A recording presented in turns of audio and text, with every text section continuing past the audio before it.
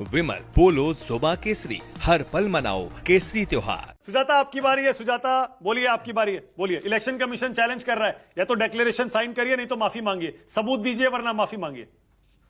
जो तथ्यों में कच्चे हैं वो कच्ची ही तो करेंगे बात। और अभी आपने सुना कि जहां होता है झूठों का सरताज, उसका प्रवक्ता कैसे आएगा बाज झूठ बोलने से। अब जो मुकरे हैं वो कौन है? मुकरे शब्द का इस्तेमाल हुआ तो जो मुजरों की बात करते हैं ना, वो आज फुक रहे हैं। ये है सच्चाई इनकी। और अगर मैं बात करूं कि राहुल गांधी जी ने क्या कहा, तो ये बिल्कुल साफ है कि आज भाजपा के प्रवक्ता आपके कार्यक्रम में बैठकर झूठ फैला रहे हैं। राहुल गांधी जी का दावा ये नहीं है कि इस व्यक्ति ने हमें नहीं किसको वोट किया या किसको नहीं किया। उनका दावा यह है कि इस व्यक्ति का नाम कई जगह पर है, और ये सच्चाई है। ये तथ्य सामने है कि एक वोटर लिस्ट में नहीं, कई वोटर लिस्ट में अगर किसी का नाम है, अगर एक से अधिक बूथ पर नाम है, चाहे वो हिंदू, मुसलमान, सिख और ईसाई हो, तो ये भाजपा का षड्यंत्र है। क्योंकि कौन कहां वोट कर रहा है ये भाजपा और चुनाव आयोग जानता है। मगर जानना तो ये जरूरी है कि भाजपा के प्रवक्ता मुझ पर निजी टिप्पणी जरूर कर रहे हैं, मगर आज कितने बौखलाए हुए हैं ये बता रहा है इनका ये आचरण। और ये इनको बताना चाहिए कि आज चुनाव आयोग के प्रवक्ता क्यों बने बैठे हैं भाई।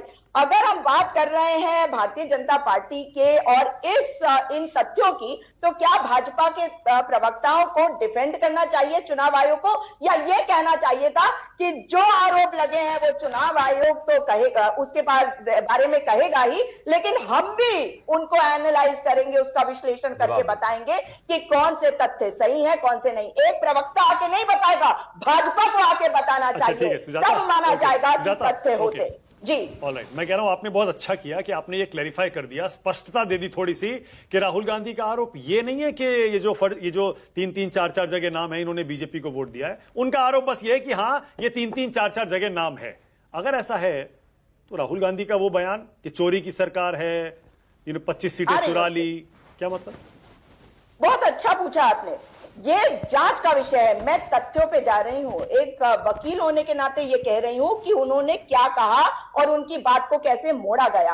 और ये बात तो सच है ना कि भाजपा अगर उस सीट से लोकसभा में एक बहुत कम मार्जिन से जीतती है, और एक सीट उसकी विधानसभा की जहां 1 लाख वोटों की चोरी पता चल रही है, लेकिन तब जब हम एक एक वोट को चेक कर रहे हैं, अगर हमें ओसीआर का माध्यम मिला होता जहां पे हम ऑप्टिकली रिकग्निशन का इस्तेमाल करके सारे डेटा को छान मारते, तो हम एक पूरी लोकसभा में बता देते आपको कि कितने वोटों की चोरी हुई है। और ये किसी से छुपा नहीं हुआ है कि ये फ्लोटिंग वोटर हर जगह घूमते हैं। और ये फ्लोटिंग वोटरों के नाम कैसे बदले जाते हैं, क्योंकि मैं उत्तराखंड से आती हूं, आपको बताती हूं। नगर निकाय के चुनाव और पंचायत के चुनाव अभी हाल ही फिलहाल हुए हैं, और ये बात पत्रकार उत्तराखंड के बार बार सोशल मीडिया पे लिखते हैं कि जो लोग पंचायत में चुनाव लड़ रहे हैं उनको कौन जिता रहा है। गाड़ियों की गाड़ियां भर के जाती हैं वोट देने के लिए, और आप आखिर में आपको उन्हें झेलना पड़ता है जिनको चुनते हैं वो लोग, क्योंकि वो अधिक मात्रा में वहां पहुंच जाते हैं। अच्छा सुजाता,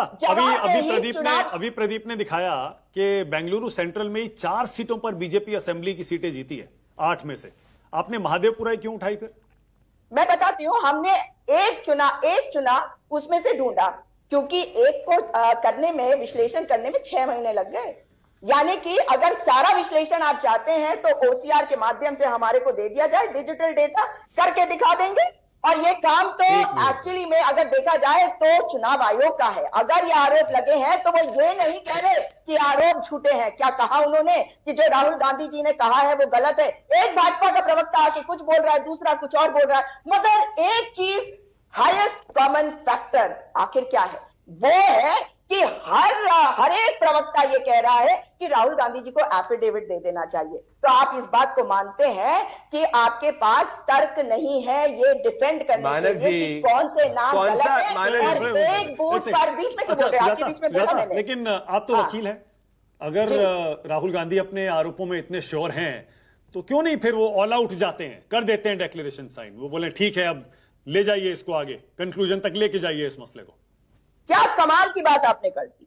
अरे ये जो डिक्लेरेशन उन्होंने किया है, ये जनता के सामने, ये पूरी दुनिया के सामने किया है। सारे पत्रकार वहां थे, और आपने ऐसा पत्रकार वार्ता क्या प्रधानमंत्री का देखा कभी? चुनाव आयोग का देखा होगा जहां शेरो शायरी होती। अच्छा, एक सेकंड नहीं, सुजाता, 1 सेकंड, क्योंकि देखिए आप तो खुद वकील भी हैं।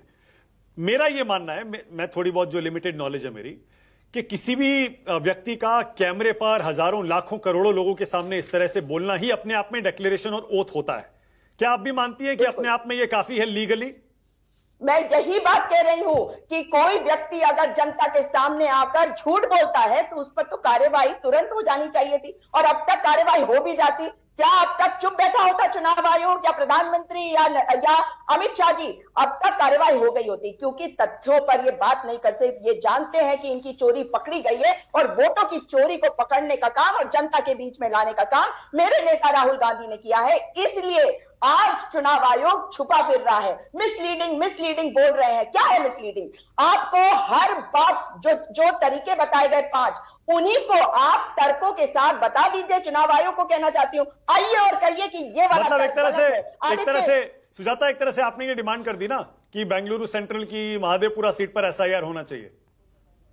देखिए, जहां तक एसआईआर की बात है वो हमेशा होती है, ये कोई हैरानी की बात नहीं, लेकिन एसआईआर क्यों करी जा रही है ये समझने की बात है। 2001 में सेंसस हुआ था, आपको याद होगा। 2003 में एसआईआर हुआ था, और उसके बाद अगर अब एसआईआर हो रहा है तो इसका मतलब है कि बिना सेंसस के डेटा के आप एसआईआर कर रहे हैं, क्योंकि आप इसमें मैनिपुलेशन करना चाहते हैं, नामों को इधर से उधर करना चाहते हैं। और मैं बताती हूँ, नगर निकाय के चुनाव में मैंने स्वयं देखा कि जिस सड़क पर अगर कोई इंदर रोड है, कोई निमी रोड है, तो इंदर रोड वाले का नाम निमी रोड कर दिया गया। अब वो वोट ही नहीं दे सकता, वो कागज दिखा रहा है, वो उसे कहा जा रहा है तुम बगल वाले बूथ में जाओ, बगल वाले बूथ में बीएलओ कहता है तुम यहाँ पे वोट नहीं दे सकते, क्योंकि आधार कार्ड में तुम्हारा एड्रेस कुछ और है, इसमें एड्रेस कुछ और है। अच्छा, एसआईआर के खिलाफ नहीं है ना? एसआईआर के खिलाफ नहीं है ना? अरे एसआईआर तो पहले भी होती रही है, लेकिन सही तरीके से तो होगी। सही तरीका मतलब Aadhaar, ration card, voter ID card, ये मान्य हो जाए तो आप तैयार हैं एसआईआर के लिए? हमने कहा ना कि हो जाए, लेकिन सही तरीके से हो जाए। भाई अजीत अंजुम जी वहां पे जाकर लोगों से बातचीत कर रहे हैं तो उनके ऊपर एफआईआर हो जा रही है। वाह वाह, मतलब